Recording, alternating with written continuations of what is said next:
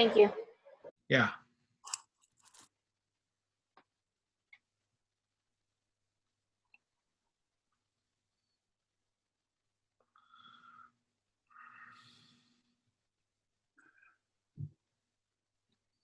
Hey guys, David McCullough Landscape Architecture. How you doing? Hey, Dave. Hey, Tony. How are you? Good. How are you? Good. Warren, how are you? I'm good, David. How are you? I'm well. Attaboy. Hey Tony, I have to tell you, you're doing an incredible job. I'm just completely blown away with what you've done here with this whole thing. It's incredible. It's exciting. Thanks, Dave. A lot of teamwork, but thank you. Yeah. I mean, you know, your email the other day really captured the essence of what we're doing. So. Yeah, I hope that's the message that kind of gets out there. I mean, you know, the other proposal is really, it's a development proposal. So, you know, I think what we've sort of captured is, you know, a visionary idea for San Diego. Hopefully that other people kind of get that. I know I've been kind of laughing at some of the comments. My wife is connected, you know, to a community web page, and there's been some things going back. It's not nextdoor.com, is it? Because Nextdoor, yeah. Yeah, there you go. A font of knowledge always at nextdoor.com. All right. Yeah. So, but it's been kind of fun watching the commentary go back and forth. Yeah, it's definitely a hot topic. Yeah. So I think once Landon's on, we can get started. Is Landon on? Does anyone know? It hasn't shown his name yet. Okay. He's in the process of logging in right now. Okay. I play soccer on the weekends. Is that close enough? Yeah. Yeah, Michael, that works. All right, perfect. We play silly soccer in our backyard every so often after dinner. And silly soccer is with my 7-year-old twin boys and my wife and I, and there are no rules, and the ball is never out of bounds. And there's a lot of laughs, which is why we call it silly soccer. Tony, John Howard here again. Can you hear me? Yeah. I think I've lost ability to record again. Can you reset or? It says that that you've got, because the only options it's given me for you, John, is to forbid recording for you. Okay. I guess, yeah, I don't want to do that. There it is. I think I'm working again. Thanks. Okay.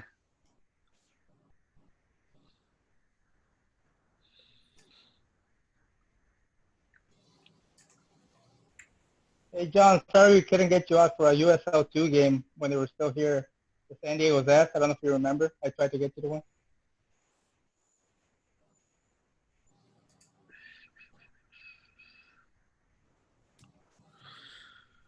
Oh, there's Landon. Hey, Tony, sorry about that. Oh, no, you're Technical fine. Difficulties. Yeah, no, you're good, dude. So you're on? Good. Okay. Thanks for joining us, Landon. No problem. There's a good background.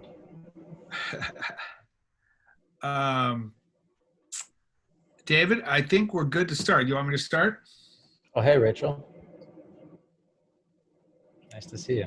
Hi, Kate. Yeah, Tony, you want to set it up, and then Good to see I you. think Landon is going to lead in with some comments, and then I'm going to talk about sort of the differences between the proposals. Yep. Okay.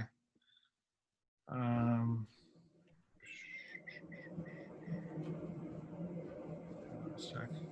Oh yeah, I'm recording. Okay, good.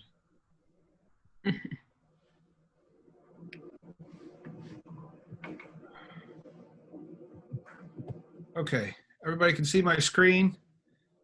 Yep. All right. Thank you all. My name's Tony Manilatis. I'm one of the communications team members for the Midway Sports and Entertainment District Plan. We're going to hear briefly from Landon Donovan at the top. Then we'll turn things over to David Melmoth, who really, David was the visionary who put this team and this plan together. And he'll walk you through briefly through our plan. We won't spend a ton of time on that because you all have probably seen our plan, and he's really going to get into spend the bulk of his time comparing the two plans, our plan and the Brookfield plan. We'll briefly hear from the other MSCD team members before opening up for questions. But this is a discussion, a dialogue. Feel free to jump in anytime, either verbally or on the chat with questions. Here's who's going to be on the Zoom today. There's the list. And I just want to briefly introduce Landon before I hand it over to him.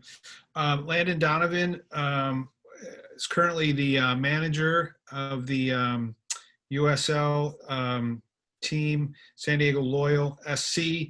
Landon also co-founded the Loyal with Warren Smith, the CEO of the Loyal, who's on the Zoom with us today.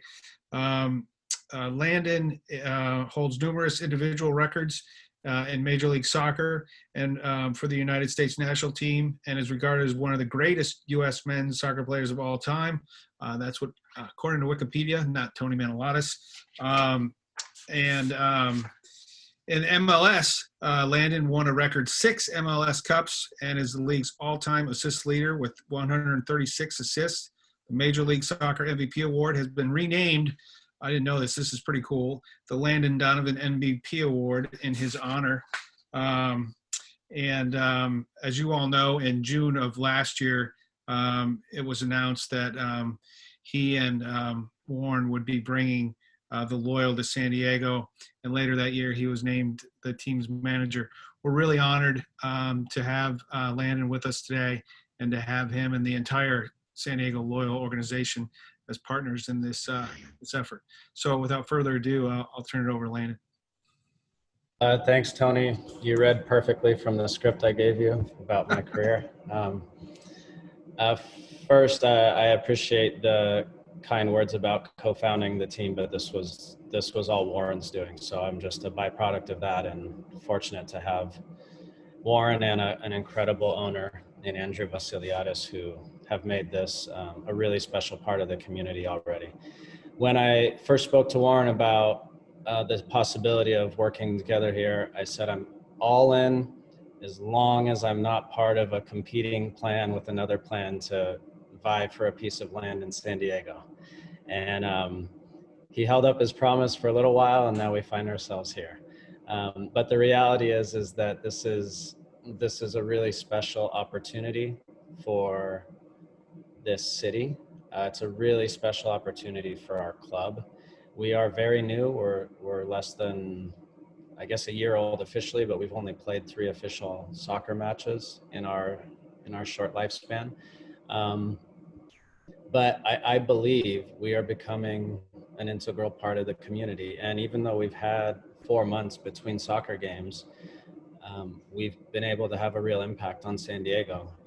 Probably no greater impact than helping Rady Children's Hospital raise $75,000 through a fundraiser we did. So we've tried to show that we're committed to being here and to have the opportunity to be a part of that incredible piece of land in San Diego and develop it in a way that is by San Diegans and for San Diegans would be really special. So if we can play some small part in that, we want to. It could be a sort of short to medium term option for our team and our club to continue what we're trying to do, which is bring smiles to faces in San Diego. And we're very happy and honored to be a part of it. So we're here to help in any way we can. We want to help make that site a site that I got to know pretty intimately over the last year when I got to play for the San Diego Sockers.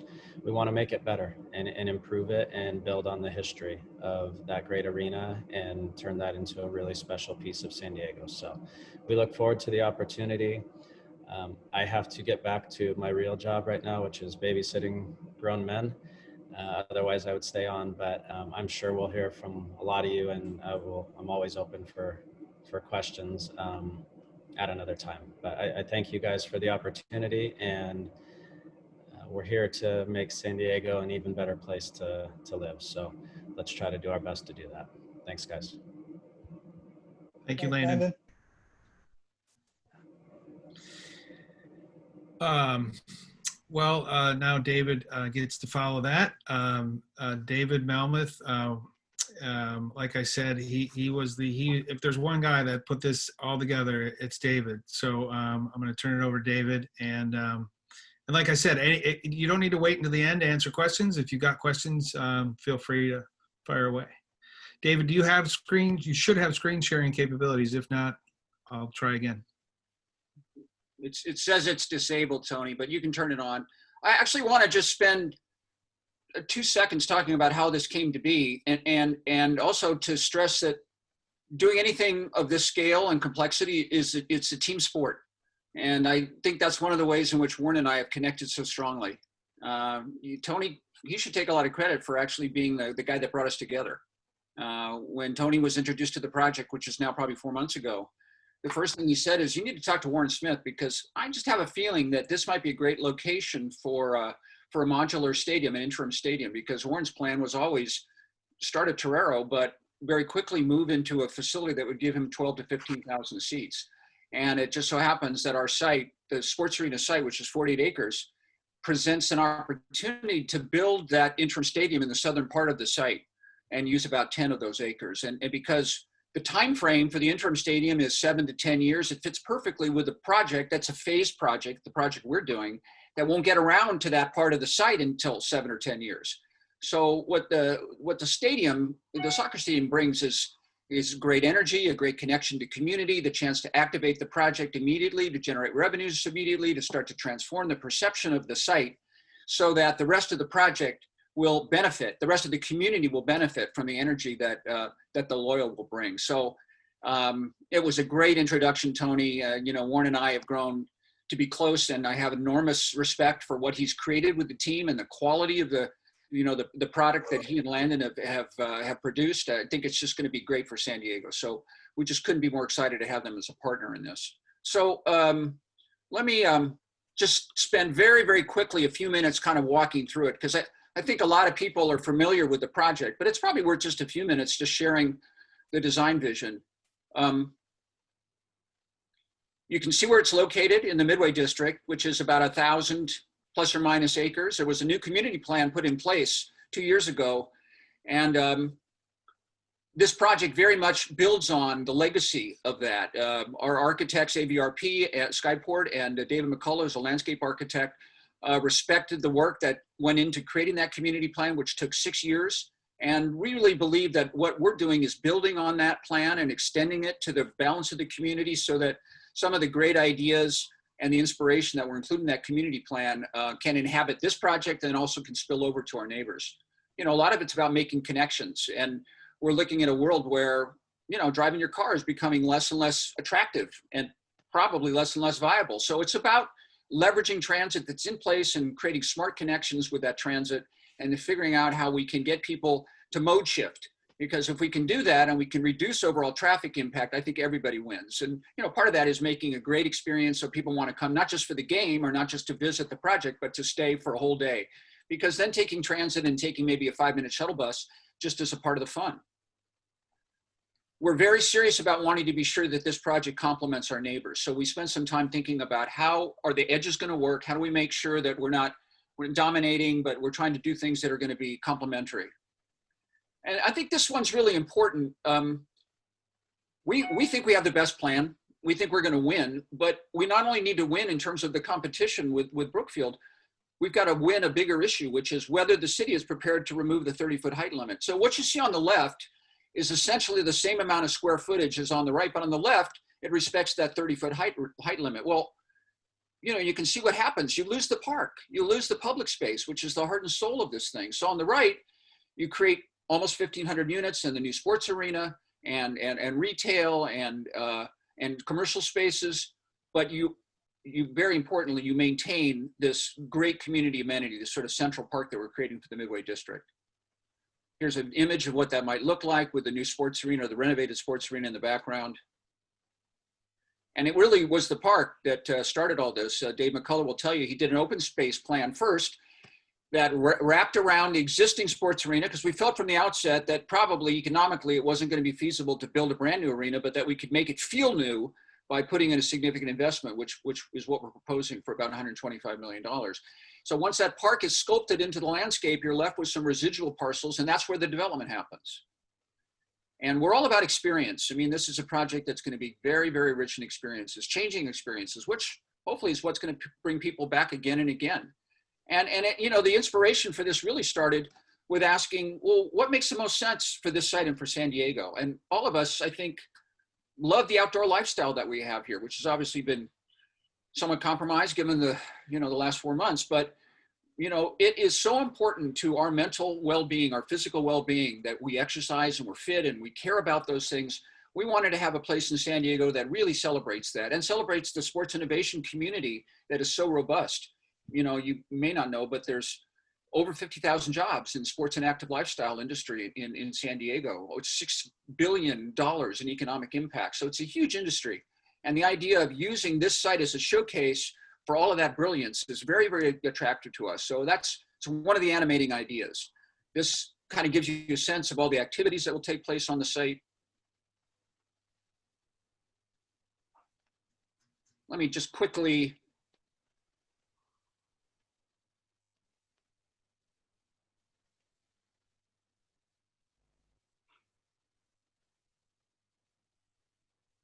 move you to soccer. Warren, why don't you just share a little bit about why this site was attractive to you and what you hope you can achieve here? Thank you, David, and thank you for everybody's time. We're, you know, we first looked at the San Diego market.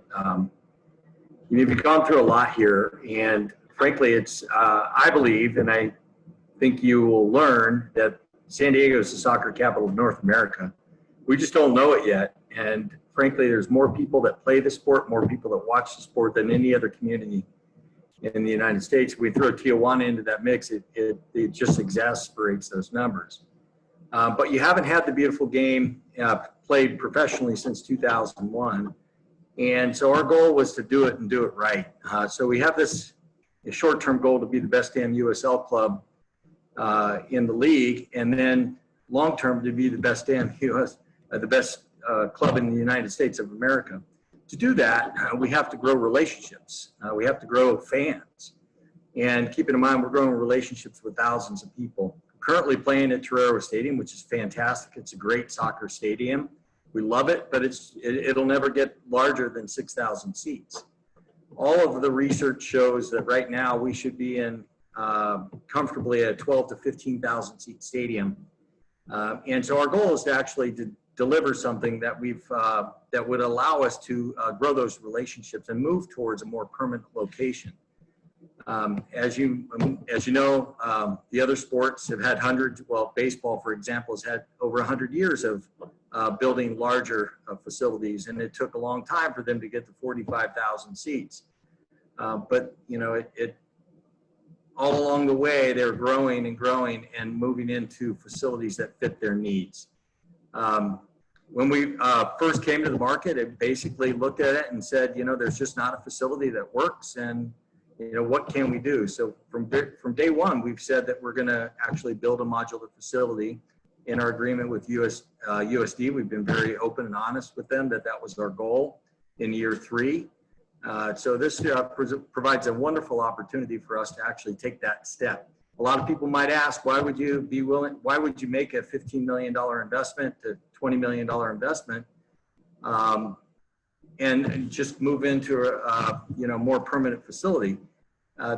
It's just, what this does is it takes out all the risk, and it allows us to create an atmosphere that we can control. No disrespect to the folks at the University of San Diego, but you know, the area is very tight. So we don't have things like bands and soccer fields for kids to play on. And all of that are tools that we use to grow relationships. And I've done this before, and you know, my last club at the Sacramento Republic Football Club, which I led and founded, it ultimately had this game plan to grow. Now we had to learn this because we learned it from the soccer fans. They kept saying, don't play on an American football field with lines and AstroTurf. Find a way to play on a real pitch. So we were fortunate enough to build a modular facility on the grounds of the California State Fair. And it started off at 8,000 seats. The next year it grew to 11,000 seats. And the next thing you know, MLS is calling. So this works. It's proven to work. It's worked in other markets as well. Phoenix is currently working in Austin. And David Beckham just used one of these tools, for his training facility in Fort Lauderdale. These are erector set projects. They're not hardcore construction projects. The only hardcore construction is your underground electrical and your connection to the sewer system. Everything else can be picked up and moved. So generally, it's just put together.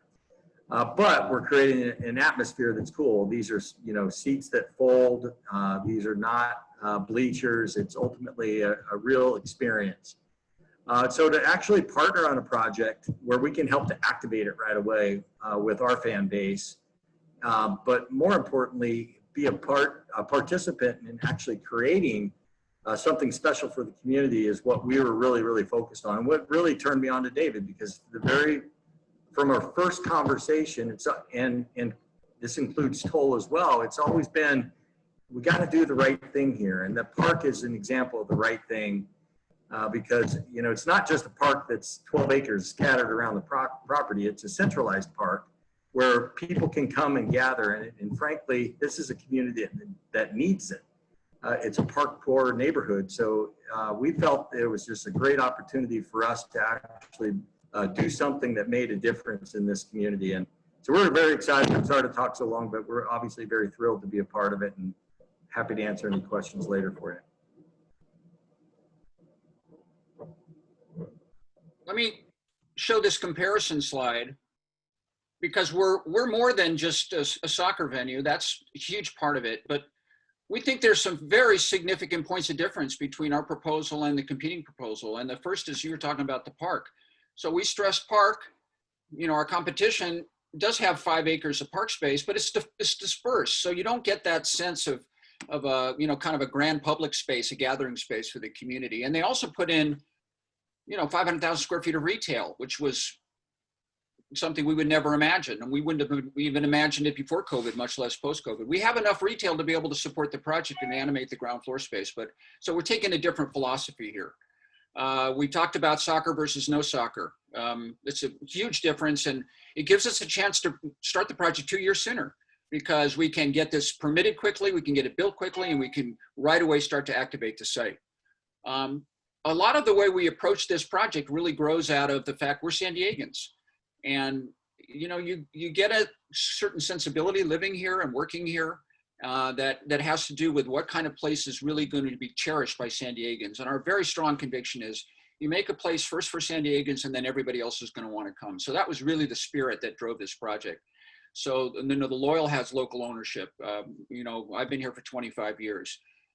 Gary's company's been here for 40 years. Circulate San Diego, Challenged Athletes. These are highly respected local organizations. Bridge Housing, which is one of the largest affordable housing developers in the country, is San Diego based. Dennis Cruzan, grew up here in National City, ABRP Skyport. I mean, these are companies that have very deep roots.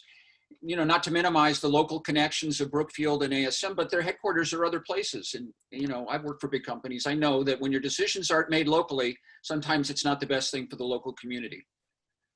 This is a project that is packed with detail. And if you look at it, you will see there's been a tremendous amount of thought given to how is this really going to work? Not just painting pretty pictures. We know that they can do renderings, we can do renderings, but how is it really going to work? And so we've gone to a lot of trouble to make sure we're providing significant detail, including financial detail. That part wasn't shared, but it is in our proposal with the city. And I think it's really important to point out this is a project that pays for itself. We're not asking for the taxpayers to subsidize this. And in fact, we think that it's going to be a very profitable venture for the city. And those are the best kinds of public-private deals, is when all the parties succeed. And so we're committed to trying to create a project where there's a balance between risk and reward. Health and wellness, what's more important to our well-being than, this fantastic lifestyle that we have. So we've really created a platform for all of those great activities to occur, and commercially, in the park, in the retail, in the food. We want to showcase the best of San Diego and what makes us so special as a community. Our reaction to the other plan is that, it sort of feels like a plan only a developer could love, right? There's a lot of buildings that wall off the street, and it's not really giving a significant opportunity for the project to breathe and to connect with the community. And then finally, the music hall. We love adding this amenity. We're working with one of the largest live entertainment companies in the world, and they want to have a 3,500 seat music hall. We love pairing that with the existing sports arena. When we beautify and renovate the sports arena with the music hall, we think that's going to be a great energy generator, and it'll become a focal point for the project.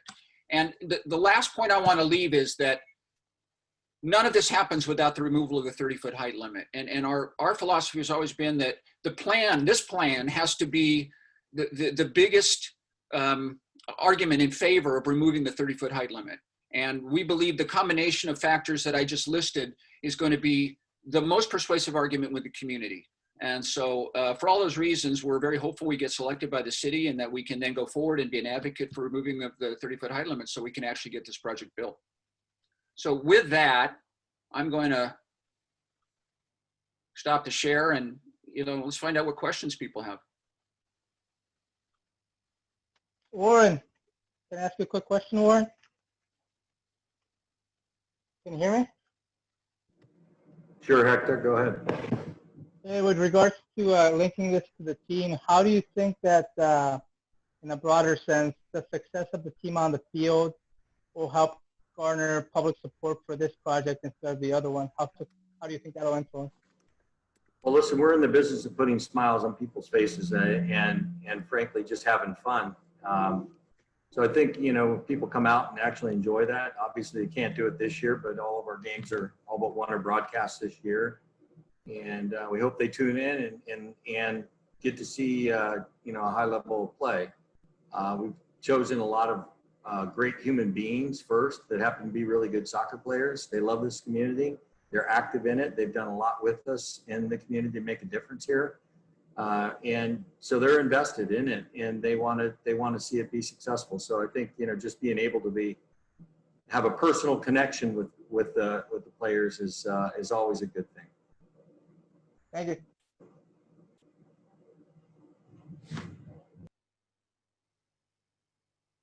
John, you're on mute. I got it now. Can you hear me now? Yep. For whoever this is the most appropriate, what I'm wondering is, you talk about having a modular stadium there for 7 to 10 years, and if the Loyal then moved to a more permanent site and the erector set is taken down, what is the plan to build on that existing space that will be made available with the modular stadium being removed? Is there a specific plan, or would it be, well, 10 years from now, we'll see what the need is and fill the space with that?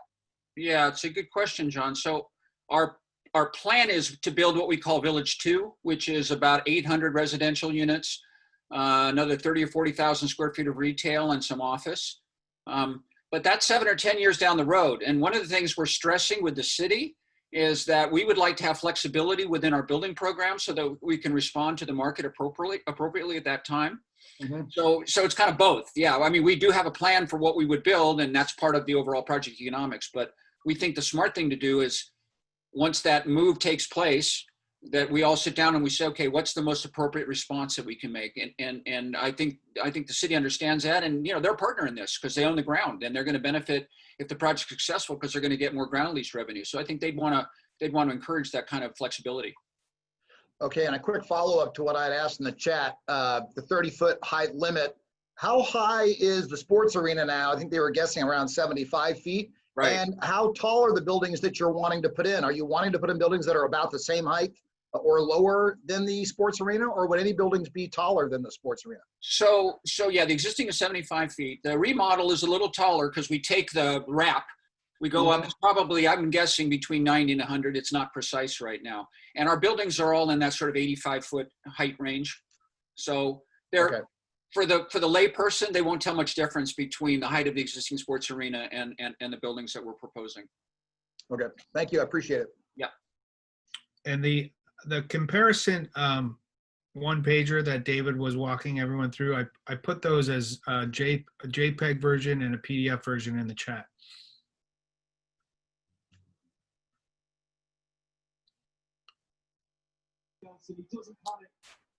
Hello, everyone. This is DK. I have a question for Mr. Parent. Actually, Colin, good to see you. I'm kind of curious about the I suppose just presence of Circulate San Diego in this project as well. Can you talk a little bit about how your organization is supplementary to this bid and how you can help maybe give this bid an edge over the other one? Sure. Yeah, no, happy to. So, I mean, for those folks in the press who may know about Circulate San Diego, we're a nonprofit. We are a think tank, and we do a lot of advocacy around transit and smart streets and sustainable growth. Most of the stuff that we interact with the press around is our policy advocacy work. But as an organization, a majority of both of our staff and our budget are actually dedicated as mobility planners. And so we have a lot of experience working with school districts, with cities, doing safe routes to school programs, mobility plans, bicycle master plans, those sorts of things.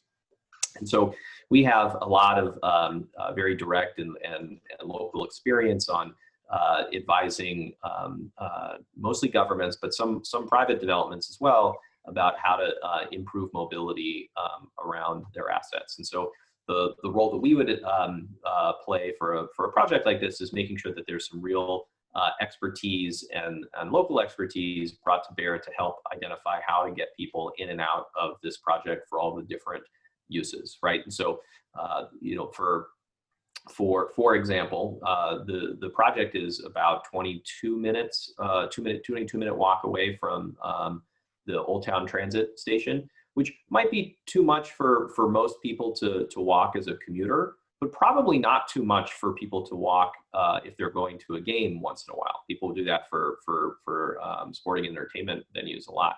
There's also a 11-minute connector bus that leads from there to the right to the very front of the project. That's I think a really big opportunity and something that can be potentially enhanced. Not just and maybe enhanced in a dynamic way, like for example, when there's large events or large games, that could be an opportunity to see higher bus service in there in order to improve the access to that site. And so those are the kinds of things that our organization and our staff are very well skilled at, and will be able to help inform the final elements of the project, and also for recommendations for what the transit agencies and the jurisdiction should do external to the project to make the project work. Great. No, thank you. A question for David, if he's still there, the architect. I'm the developer, but we have the architect involved. So if you have a question that I can answer, I'll do so. If not, we'll hand it over to the design team. Oh, no, just that you might actually help out. More specifically with the 30-foot, there's the 75-foot. So obviously, we clarified that the sports arena is 75 feet. Do you know when that 30-foot limit was imposed by the city? Obviously, it had to be after the sports arena was built. So what would it take for it to be rescinded? Would just a majority vote, or is it 2/3, or a mayor has to sign off on it? Do you know this? I do. It's 50% plus one. And on the 21st, next week, City Council is going to vote to put that ballot measure on the November ballot. And what it's going to simply state is that the ordinance that was passed 50 years ago that placed a 30-foot height limit on everything west of the 5, that it would be removed for the Midway area only. Doesn't affect any of the other coastal communities. It's only for that 1,000 acres within the Midway. And that the underlying zoning, the municipal code, if you will, is now what would control the height for any of the buildings that would be built in Midway. Gotcha. Thank you. And a follow-up to that, did SeaWorld get an exemption for some of their 2 roller coaster rides? Did those go above the 30-foot limit? They did. And Tony, I think you did some research on there. I think the last one was in '98, right? That there was a public vote to increase the height limit for SeaWorld. Yes.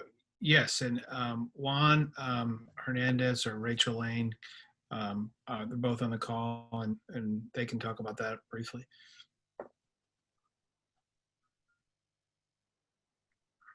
Go ahead, Juan.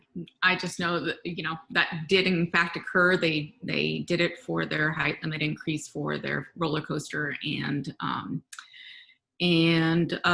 succeeded despite pretty heavy opposition, with the main opponent being Donna Fry at the time, actually. That was what launched her council career, oddly enough. Good point. No comment. Yeah, so it was basically 1998. I believe it was called back in 98. It was Measure D. Yeah. Prop D. Prop D, and yeah, it was back in 1998. It eliminated the height limit so that they could put the roller coasters, and it passed via vote of the people. Yeah, for some reason in the 70s when the people collected the signatures and put this initiative before voters, and it passed, obviously, the Midway got included. But the whole idea of the measure was to make sure that coastal views were preserved. There are no coastal views in the Midway neighborhood. So there's and the result of Midway having that height limit has been disastrous, right? I mean, there's been no development there. It looks like it did when the sailors lived down the street, 50 years ago. So Yeah, the reason it's included is because the height limit measure had everything west of the 5, and for almost everywhere else in the coastal zone, or the coastal height limit area, that actually makes a lot of sense because it is protecting view corridors, and as well as access to the coast. But in this area, there is no coastal access. There are no views to protect, and it's a blighted commercial zone, not a coastal residential zone.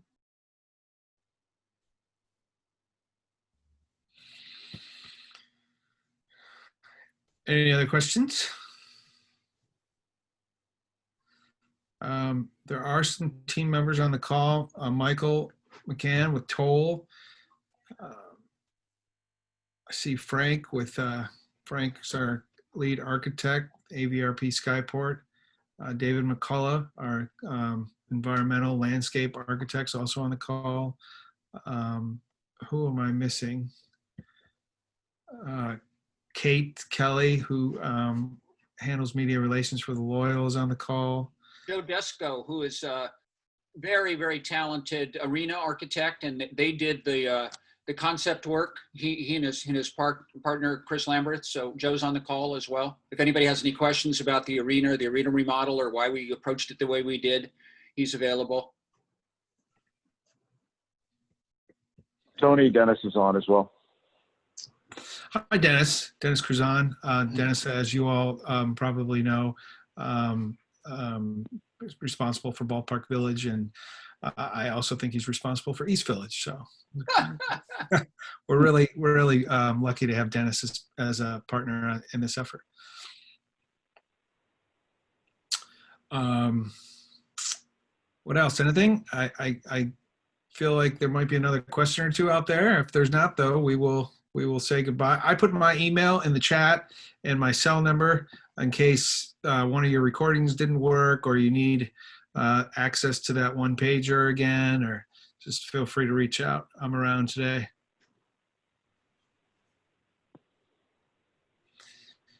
All right. Well, the timeline, just so you're all aware, is the city is telling us the public portal piece of this process, where San Diegans actually are getting a chance to vote for our proposal or the competing proposal, ends on the 20th, which is this coming Monday.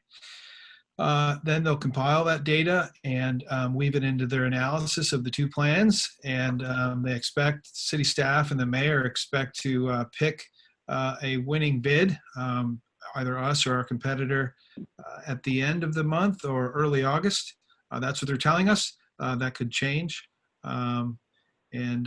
and we feel good. Obviously, we feel like we got a real good shot at this. So, if there's no more questions, I think we will let you all go. Thank you very much for attending. All right, thank you.